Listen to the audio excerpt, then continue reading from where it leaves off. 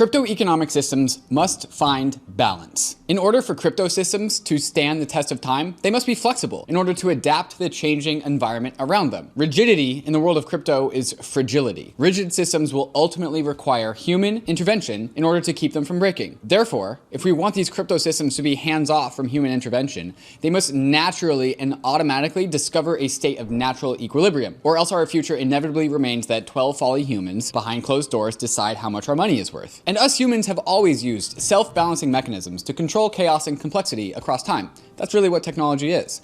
The development of early steam engines, for example, was a series of explosions and uncontrolled chaos, and then in order to be useful, we needed them to produce stable and predictable power outputs. But controlling the rate of power outputs was an unsolved problem for a really long time. But humans created this nifty little mechanism called a centrifugal governor. What a centrifugal governor does is create a negative feedback loop between energy input and energy output. As the power output of a system increases, the governor would begin to decrease the size of its inputs. So with the simple application of what we call control theory, the unbridled potential of steam was turned into the Industrial Revolution. Control theory is a field of mathematics that just deals with the control of dynamic systems. The idea is that a loop is established where the outputs of a system also feed back as a signal into the inputs to make sure they don't get too out of whack. With the steam engine, if more output was happening, a signal would be sent back to the input of the steam engine to start to dampen the brakes and make sure that things didn't get too crazy. And this allowed for stability in the steam engine to allow us to be able to harness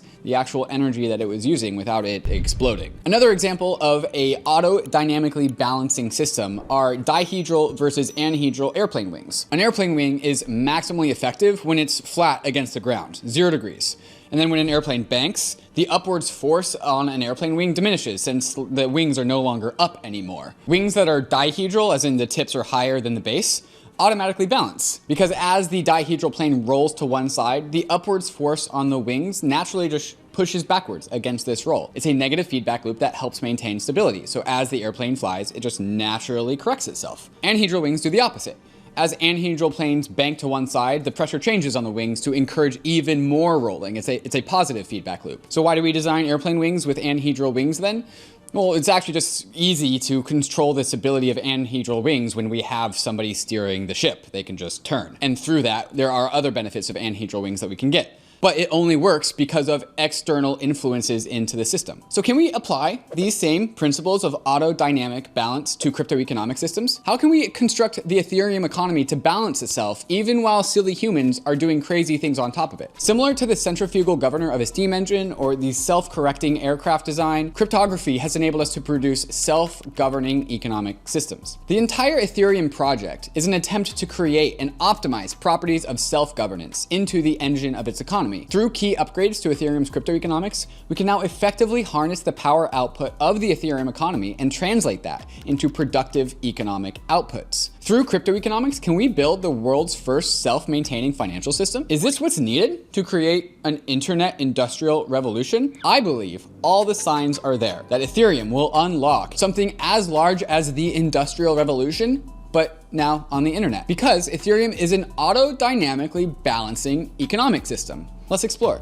So in May of 2021, the Ethereum engine was the hottest it's ever been. Gas fees on Ethereum sustained 200 gwei for months, sometimes with even daily periods of over 600 gwei. This means that a token swap on Uniswap would cost $175. An Aave position borrowing and lending cost $400 to start. Providing liquidity on Curve was a $1,000 transaction. It was insane. The token speculation, the yield farming, NFT minting, and just all the overall economic activity on Ethereum was so lucrative that the exorbitant gas fees were an afterthought. There was so much money to be made. Ethereum was red hot. And at the time, Ethereum was under proof of work, and the proof of work miners were making an absolute killing. But due to the economics of proof of work, miners were forced to sell their ETH in order to pay for electricity and GPUs, which are things external to the Ethereum ecosystem. Ethereum was leaking its economic energy. Ethereum's source of revenue, gas fees paying for block space, ultimately went to pay for growth in mining operations, growth in energy production, and then also energy consumption, and also growth in chip production, because we need more GPUs to mine more Ethereum blocks. None of these things actually help the growth of the economy of Ethereum. The external proof of work industry absorbed the value of Ethereum's block space without recirculating any of that value back into the economy. Ethereum's economic engine was producing massive outputs, But that energy failed to be captured by the actual economy of Ethereum. It was one-way outbound, outflows only. The revenue captured by Ethereum surrounding proof of work industry represents the total amount of economic leakage that Ethereum failed to capture. During Ethereum's time under a proof of work paradigm, $35 billion of revenue was sent outbound to Ethereum's proof of work industry. Thank God we are now on proof of stake, and this money can actually recirculate back into the Ethereum economy. So now Ethereum has this new circulatory mechanism. Proof of stake and EIP 1559 are two brand new mechanisms that have been added to the Ethereum economic engine and have vastly increased its power output and also have been able to translate that power output into effective economic productivity. 1559 translates block space demand into ETH value, which is the fuel that powers the Ethereum engine. With ETH at a higher value, Ethereum's fuel has more power and the engine is more productive. EIP 1559 is a mechanism that captures the heat from the Ethereum economy and uses that energy to refine Ether into a more powerful economic fuel. And then there's proof of stake. Proof of stake translates block space demand into ETH staking yields. Through proof of stake, stakers receive transaction tips, which are transaction fees paid above the 1559 base fee, amounting to about 20% of all transaction values. By injecting these transaction tips into the rewards paid to ETH staking, a pipe is connected between the heat of the Ethereum economy and staking returns. And this pipe is how a negative feedback loop is established between the heat of the Ethereum economy and the incentive to stake Ether. Increasing staking APYs has a dampening effect upon the Ethereum economy, as increasing ETH yields encourages capital outflows out of DeFi and into staking, because staking is more profitable. And since we all just finished our 2022 crash course on what rising interest rates does to the economy, this should be pretty intuitive. The Fed raised interest rates in order to fight inflation and suppress an overheated economy. Ethereum does this same mechanism by increasing staking yields as DeFi gets hot and lowering them as DeFi cools down. But it does this without needing to subjectively measure the economy and without the influence of surrounding political interests around the Federal Reserve. And so through EIP 1559 and proof of stake, we can set up a paradigm of recapture and regulation of the Ethereum economy. And Ethereum's economics go from being lossy to regenerative. The value previously one-way exported to the proof of work industry is instead redirected into the internal value of the Ethereum economy. And the signal created between transactional volume and ETH yields allows Ethereum to self-regulate between over-speculation and economic depressions. The only inputs needed are human ingenuity into the app layer to induce economic demands for block space. We just need devs to build stuff for us to do. Ethereum's engine does the rest. There are two key parameters that enable the flexibility needed to produce this environment of self-regulation: Ether issuance and Ether recapture. The rate of Ether issuance is governed by the proof of stake algorithm and is slow to change. While proof of stake does need to be flexible in order to eliminate fragile rigidity, it ought to only change slowly, as it's the foundation of security for all of Ethereum. It should be stable, not volatile. In addition to a shallow staking curve, there are also withdrawal and deposit queues into and out of proof of stake, which also constrains the volatility at Ethereum's security layer while still enabling upstream adaptability. Now, EIP 1559 governs over the rate of Ether capture. In contrast to the proof of stake algorithm, EIP 1559 rapidly adapts to the changing economic conditions inside of the Ethereum app layer. By default, blocks on Ethereum are always 50% full, and EIP 1559 automatically upregulates or downregulates both block size and gas fees based on demand. As gas fees go down, blocks get smaller.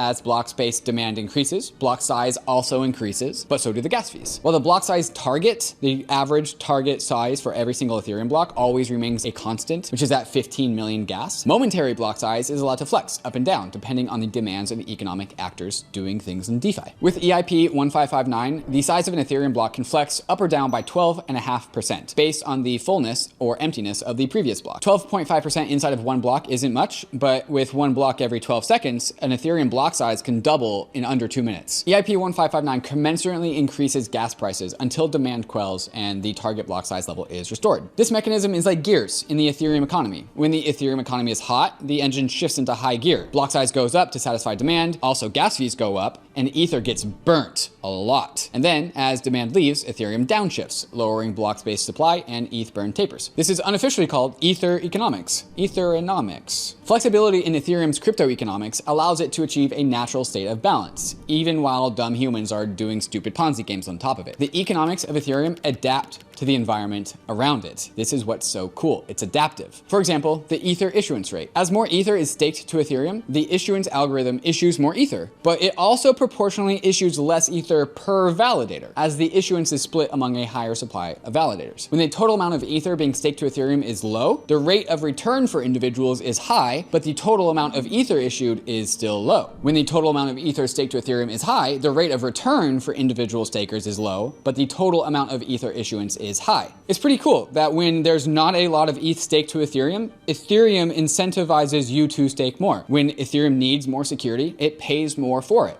And as it has an abundance of security, an abundance of Ether being staked, then it just pays you less because it has what it needs. It's adaptive. So as more ETH comes to be staked to Ethereum, the Ether yields reduce and issuance increases, which softens the brake on economic activity because this encourages ETH outflows from staking and into the Ethereum economy. More money is injected into the economy. Now we have to talk for a moment about MEV, maximally extractive value, which is a pretty complicated topic in the world of Ethereum, but very, very important. MEV is the pipe that connects DeFi activity to the ETH yield rate. It is a transfer of value from arbitrageurs to stakers. When anyone does almost anything on Ethereum, they leave a small trail of arbitrage in their wake. When you buy Ether on Uniswap, you change the price. And it creates a micro opportunity for arbitrageurs to come in and rebalance the pool. Economic actors like you and me come and dislocate market equilibriums, and then arbitrageurs come in and rebalance the system. This happens automatically in the background. And as the Ethereum economy heats up, arbitrage increases commensurately. There's more things to arbitrage about. So while generalized economic activity on Ethereum, the stuff that you do and I do, we mint NFTs, we trade on Uniswap, this shows up in the price of gas. But MEV actually specifically arises in gas tips. And these are fees that are paid directly to ETH stakers above and beyond the required EIP 1559 base fee amount to allow MEV transactors to skip the transaction queue and go first. This is how they make their money. And the net effect of this is a correlation between staking yields and the economic heat of Ethereum. This is the signaling loop that allows Ethereum to balance itself. All of these are various inputs into the ETH issuance and ETH burn rates to produce an organically balancing system that allows Ethereum to be the hands-off crypto economic system that produces the sci-fi economics that makes me so excited. When the Ethereum economy is hot, gas prices are high, causing the ETH burn rate to be high. And in this environment, MEV is also high, which raises the yields of staking ETH. Raising ETH staking yields is increasing the incentive, of course, to stake more Ether because you're being paid more for this. And this encourages capital outflows out of DeFi, out of the place that is hot, and into the staking protocol, incurring an increase in the cost of capital in DeFi because there's less capital there. High Ether yields increase the opportunity cost of capital in DeFi, naturally raising the threshold on what becomes viable speculative activity. So as capital flows out of DeFi, what people consider a good trade, it's harder to find good trades. It's harder to do good speculative activity. So there's a dampening effect in DeFi, which is the source of the ETH yields in the first place. Now, arbitrageurs will always ensure that the cost of borrowing ETH in DeFi is higher than staking yields. If it's not, then there's a free arbitrage opportunity to borrow Ether from DeFi at a low rate to stake to the protocol and freely pocket the difference.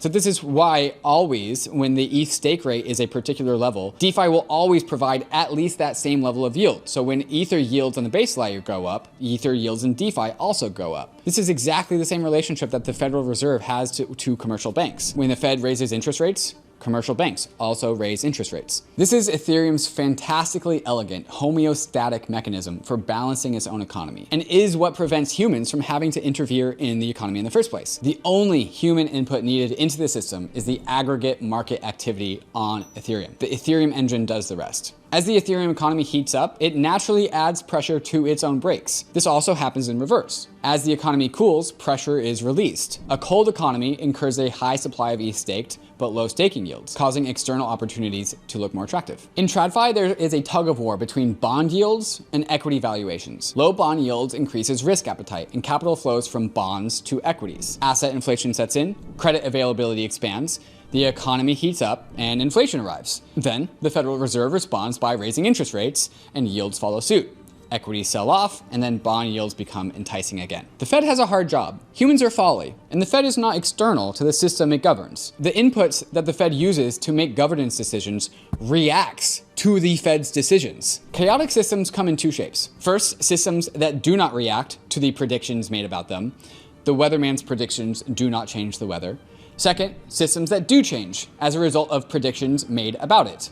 Enter game theory. The Fed is operating inside of a chaotic system that responds to the Fed's own predictions about it. This fundamentally constrains the Fed's ability to produce stability for the economy, because the Fed's own inputs are a source of chaos. Of all the amazing technology that makes up Ethereum, cryptography, distributed systems, smart contracts, its greatest achievement may be by simply eliminating the focal point of a central manager of the economy. Economic participants can stop focusing on the Fed to make their financial decisions, because Ethereum put the Fed's job into EIP 1559 and proof of stake. And this is what crypto is all about. It's about taking away control from people that shouldn't have it in the first place. It's about making economies that just automatically work without us having to come and fix it. Ethereum is also the first profitable blockchain in existence. It is the first crypto system that captures its own energy and directs it into productive output. By redirecting the block space revenue into the value of Ether, Ethereum naturally increases the aggregate value of capital in all of DeFi. DeFi grows as ETH absorbs the flows from the Ethereum economy. Let's unpack this. Because Ether is the dominant collateral in the DeFi economy, as that collateral grows in value, credit availability in DeFi expands because there's more capital in DeFi. Many tokens in DeFi trade directly against Ether through Uniswap or some other DEX. Tokens that denominate against Ether means that when ETH appreciates, the tokens also appreciate. Tokens that mostly trade with stablecoins are also still influenced by Ether price, because the appetite for stablecoins grow when Ether can be used to mint or borrow them, and also borrow more of them as Ether becomes more valuable. There's a higher supply of stablecoins on Ethereum when Ether has higher value. EIP 1559 gives the entire Ethereum economy a tailwind in economic growth. As Ether grows in value, DeFi also grows in value. Wealth generation becomes easier, and investment in Ethereum grows. The positive effects of EIP 1559 doesn't simply stop at increasing ETH's value. ETH is intimately intertwined with DeFi, and Ether appreciation has significant positive downstream effects upon the entire Ethereum economy. Some people mistakenly think that Ether deflation will dampen economic activity on Ethereum, and it's exactly the opposite. Ether deflation increases the availability of all other forms of capital and encourages investment and activity of that capital, which is so cool because this means that Ethereum can finance itself into its own future, unlocking what I think is going to be an internet industrial revolution. We are watching the world of crypto economics unlock a new engine of productivity for the internet age. The internet revolution has always been incomplete without crypto. Prior to digitally native money and finance, we were simply stuck in a pre-pubescent phase of the internet, the data-only version of the internet. Crypto economics is the study of building economic engines for the internet. With the invention of Bitcoin in 2009, a new engine of growth was created, an entirely new industry spawned around it. Ethereum has been optimizing the science of crypto economics ever since its inception. What was previously a lossy and inefficient system of productivity has been turned into a super engine for the digital age. Ethereum is heralding an industrial revolution on the internet. Similar to how the steam engine was the input required to kickstart the actual industrial revolution, Ethereum's spiffy new crypto economic engine is unlocking a new era of economic productivity and prosperity for the internet. We've seen this story before. We know what happens next. The dots I'm connecting here are not that far apart. Growth, entrepreneurship, inventions, connectivity, wealth, prosperity, increased standards of living and quality of life. This is what lies ahead. And that is what we're doing on BANKLESS. Figuring out how to drive these new cars, how to connect these engines of tokens and DeFi and smart contracts to productive economic output. So if you want to join in that journey, subscribe to BANKLESS, and I'll see you around.